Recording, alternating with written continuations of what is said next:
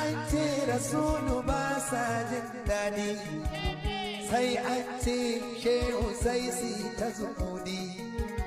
Mu ka gurin mu ɗahane harshen daɗi, waye munafiki su ne ba mu.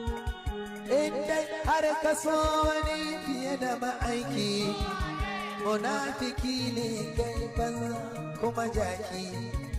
Ƙaunar rasuli ce ke ba da masauki, ko a nan duniya ba ma ƙarshewa.